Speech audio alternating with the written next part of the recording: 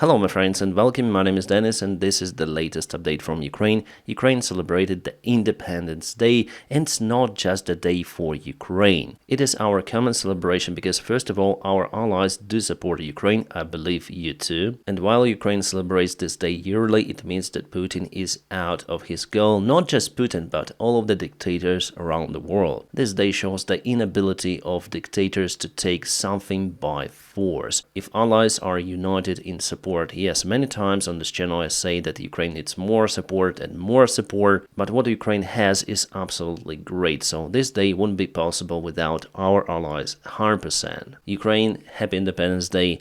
Now my friends, let's review the latest news. Alright, and let's start with the Kursk Oblast. Ukraine recently gained some of the new territories near Kornevo and also in the west towards Glushkova, but on Saturday it's kind of hard to get the detailed information of what is happening on the front lines, especially in Kursk. Even though we know more details about the Ukrainians' operation in Kursk, but still there is the fog of war. It is definitely hard to track the advancement of the Ukrainian army or the Russian resistance. Russia counterattacks in two of the directions, however those counterattacks for now fail. Consider that for the last 24 hours there were no major changes on the Kursk front lines. But let me show you the picture from the Kursk nuclear power plant. I guess you see what I see. There is the triangle sign already spotted at the fence of the facility. Triangle is the sign of the Ukrainian armed forces which operate in Kursk Oblast. So someone drawn the same symbol on this fence. Could be some local who was paid by the Ukrainian intelligence, but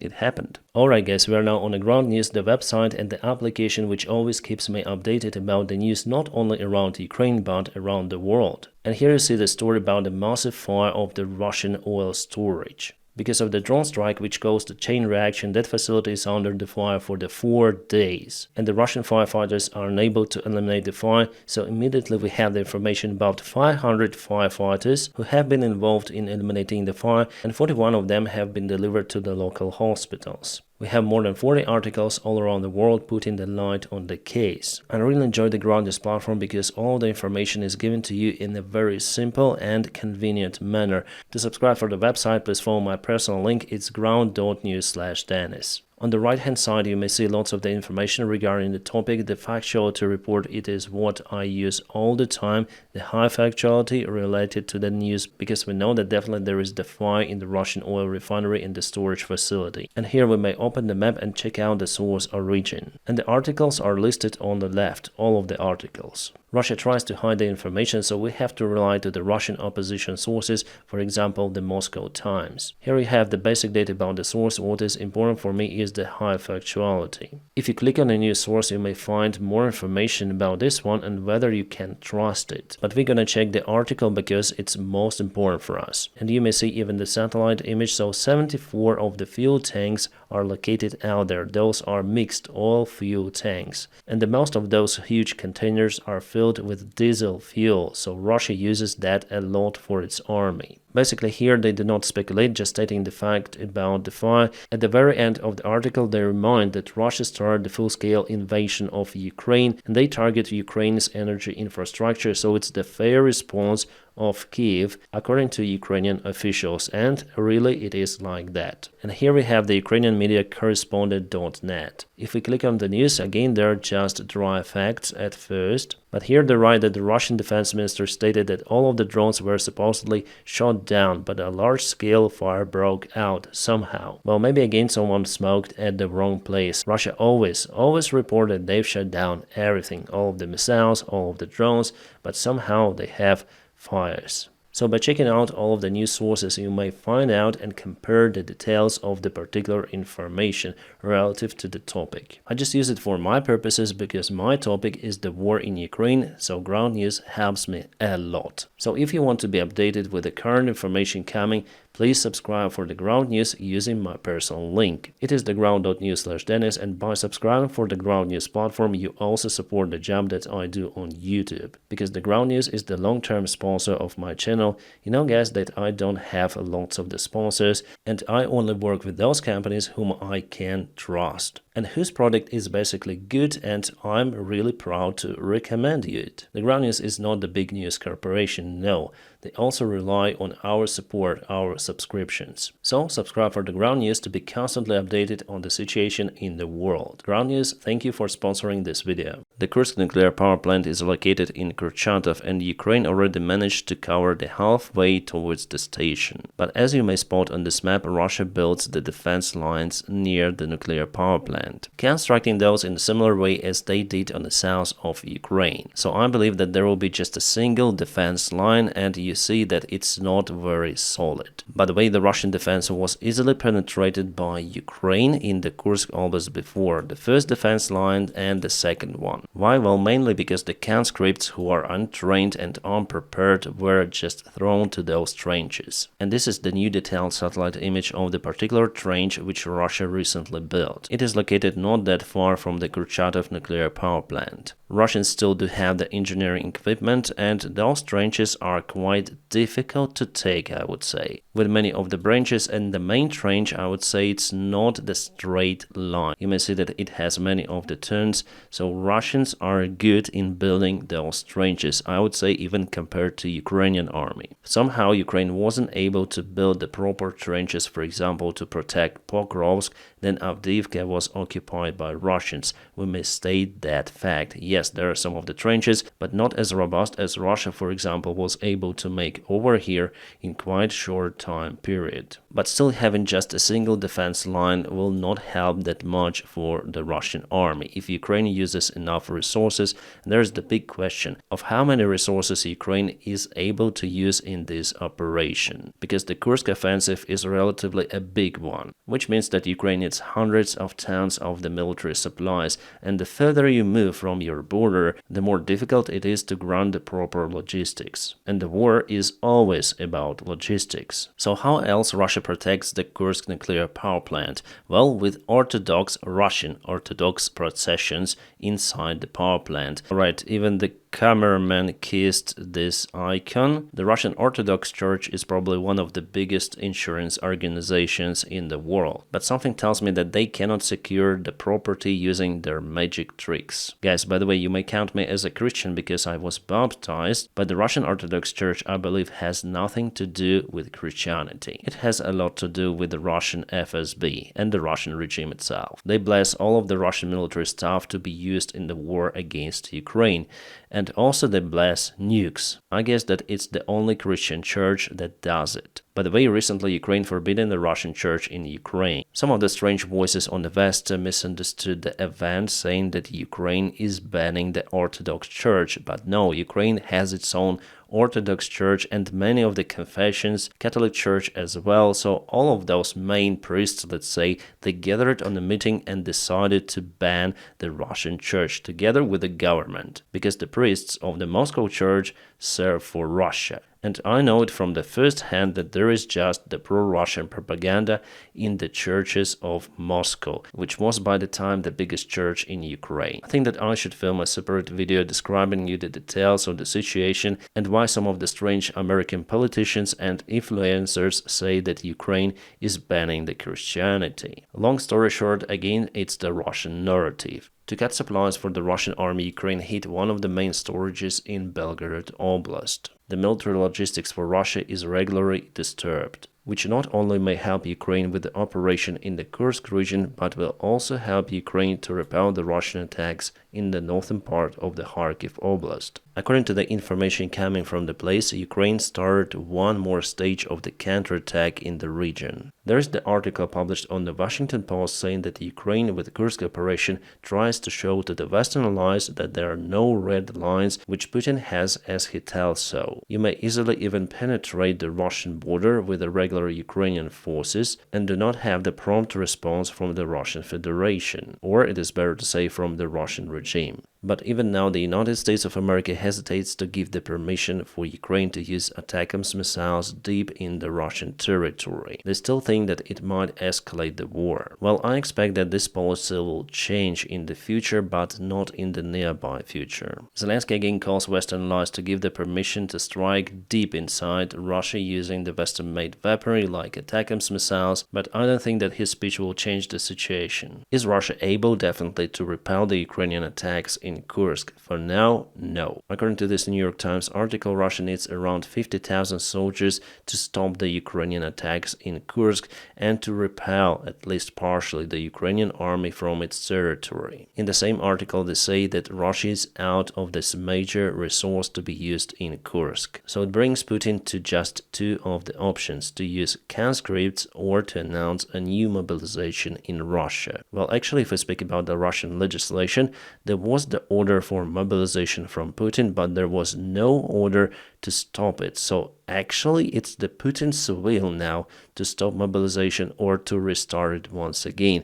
He doesn't need to sign new papers. It is still ongoing in Russia. What he needs to do is just to give the verbal command to the Russian Defense Ministry to restart it once again. And this is how the offensive of the Ukrainian army looked like from 6th of August. You may see that just the limited number of the Ukrainian forces were used for this attack. Russia had many more resources, many more troops, but still it was managed just to retreat. Ukraine tried to reach the furthest outskirts, but also was forced to concentrate the forces nearby, closer to the supply lines, but later on continued the assault movements. And the situation for the 22nd of August is like that. Ukraine has around 10,000 troops in the Kursk region. Russia has nearly 15,000 troops. Well, obviously Ukraine has some of the reserves on its territory in Sumy Oblast, which will equal the Russian group in the region. So definitely Russia needs at least 3 times more forces to repel or to attack Ukrainian army, but judging on the perspectives of the Russian army and their mid-wave attacks, they would need many more of the military personnel and obviously more resources, but they want to win in Ukrainian front lines, for example, advancing to Pokrovsk. Alright guys, breaking news which came out of nowhere, absolutely, and it makes me to believe in some of the conspiracy theories, definitely. Pavel Durov, the founder and the owner of the Telegram platform, was arrested in France. As the French media says, the warrant for his arrest was issued minutes before the landing of his private jet in Charles de Gaulle airport. Durov's arrest is directly connected with Telegram, as the French media source TF1 says that European countries intensify the joint efforts to stop the service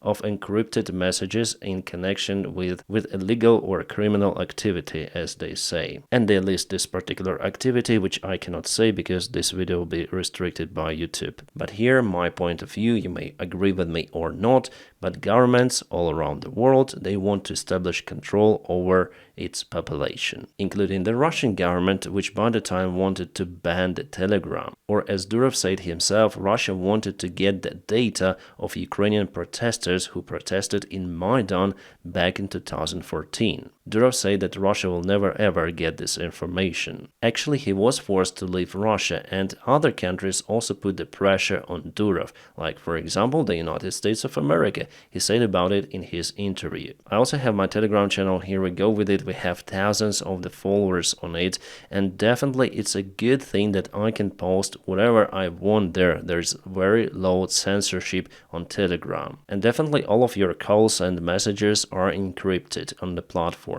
So governments do not like it. I deleted my Facebook because I don't really like that platform. I really use WhatsApp mainly for the parent school group, that's it, because I don't really like the meta stuff, but I liked Telegram a lot, and it's very convenient for me to post everything there, everything I want. On the other platforms, including this one you're watching me on, well, it's very restrictive. It hasn't been like that 10 years ago, but now it's very strict, so I feel like my hands are tightened. That's why actually there was the idea to start a Telegram group, but now the future of Telegram is uncertain. Well, the media with the reference to some of the Telegram employees said that Telegram has an approved action plan in the event of the arrest of the founder Pavel Durov. It's not known exactly what this plan consists of, but it is clarified that the company will be able to continue to exist and fulfill its tasks for the time being.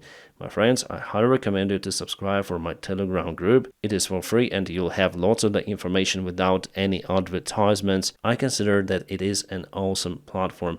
And Pavel Durov, yes, originally he is Russian, but he is not working for Russia and he has many of the passports, including the passport of France. So he will be prosecuted in France, and again, my friends, it's my personal opinion that it was done very wrong by the French authorities. Elon Musk has already commented the issue that it's 2030 in Europe and you're being executed for liking a meme. Well, here he is over-exaggerating the event. Also, he commented 20 years with 3 of the points. Pavel Durov potentially may face this term in prison, but for now, we'll say that it's a little speculation from the media. We're gonna see the actual persecution action in the nearby future. So if Telegram someday will go to the full stop, yes guys, I'll have to go for the Elon Musk platform, but I don't want to do it. I don't really like algorithms and recommendations of the X platform. Telegram is good because there you don't have recommendations. If you subscribe for the person or for the group, you'll continue to receive the information like in every messenger. X works differently and there are lots of the bots. Yes, there are also some of the bots on Telegram, but here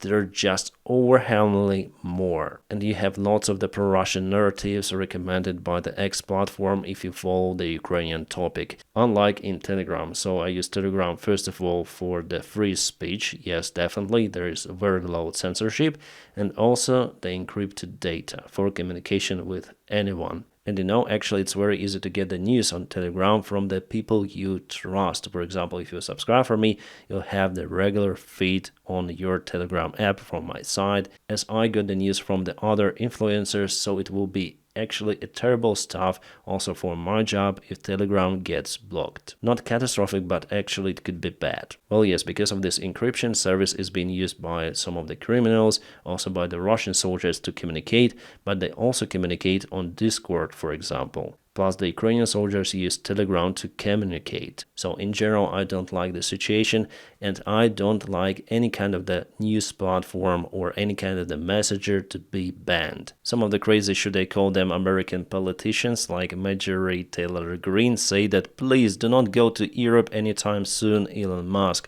They'll absolutely throw you in prison. It was just a pure speculation. They try to over-exaggerate the issue again to reach their own political points. That they are fighting for some sort of the freedom against the deep state in the United States, but if they win, they would be happy to tighten the knots even harder for the free speech. Durov personally got warnings from Democrats as well as from Republicans that Telegram should give the information or shouldn't give the information about some certain events. He said about it in his interview. So this stuff is just bullshit, as well as what this lady usually says. By the way, some of the Telegram channels, including Ukrainian Telegram channels, received a notice from Telegram that their channels are not following the Google inappropriate content violence policy. It means that their channels will not be shown on Android devices because there is a Google Play Store. So even with the sensitive content filtering, it's not an option. The Telegram was built to protect free speech, but it has to comply with the store regulations and to remain available for users. So basically Google pushed Telegram to remove that type of the content on its own, otherwise Google would block Telegram from its Play Store. That's why Telegram had to follow those regulations, and I know 3 of the Ukrainian channels affected by that. Well, mainly because they posted some of the gore images from the front lines. Well, I sometimes also post the combat images, but not that terrific images. Because after all, this gore content doesn't provide us with any sort of the news, right? So I guess we're not maniacs to just have the pleasure from those kind of the videos. No, you will not see it on my Telegram channel. 115 Ukrainian soldiers today returned to their homes from the Russian captivity. Yes, it was a big exchange. For the first time, the Russian conscripts were exchanged, but still there are no Azov soldiers taken out from the Russian captivity, according to the recent reports. Meanwhile, kind of the strange video was posted by the Russian propaganda channel, so here you can see Putin, Gerasimov, and the deputy of Gerasimov, Ruzzia, and video has no sound. So again, I'm turning on the sound. Absolutely no sound. Well, can someone read Russian by the lips movement? Also, as you see, they blurred everything on the table, all of those big papers, probably even the military map. Putin looked kind of concerned. It seems like the special military operation, after all, goes not according to plan. Nevertheless, on this video we may see the clue where Putin might hide if something goes wrong. Yep, there is some sort of the hidden exit for Putin right behind. Probably it leads directly to his bunker. Honestly, I still wonder how Gerasimov keeps his position after all of this mess in the Russian Federation. On this video we may see a portable Ukrainian jet drone. It's the new development of the Ukrainian drone industry. Yes, Ukraine has many of the drone types, and Ukraine produces even more drones compared to the Russian Federation. This drone is called Padanitsa. And here's the flight of it. It has the undercarriage, but it's not lifted together with the drone. It is used just to accelerate using some sort of the runway. Then drone flies into the skies. It doesn't need the landing gear to land somewhere because it's the kamikaze drone. I guess that the 3D printer is used to make the body of the drone. And here we see a small jet engine. Well, those drones are limited in the range because the consumption of the jet engines is very high, but Ukraine has already launched those drones to strike the Russian infrastructure in Crimea. It means that the range in general is pretty much acceptable. More interesting stuff is happening with the Russian military airfields. This is by Kursk, Rostov Oblast. Special satellites indicate the number of the fires in the vicinity of the airfield. And now let's review the frontline updates in Ukraine. So Russia moved just a little towards Torets, but this time from Zalizne. There is the big chance that soon they're gonna enter the central part of the city from two of the directions. Unfortunately, Ukraine is not yet able to stop the Russian assaults. In the main Russian attack vector, Russia also got the limited success, taking more territories, but today they didn't proceed towards Pokrovsk, they just expand their bridgehead. Just quick review from the deep state military map, definitely Russia moved ahead.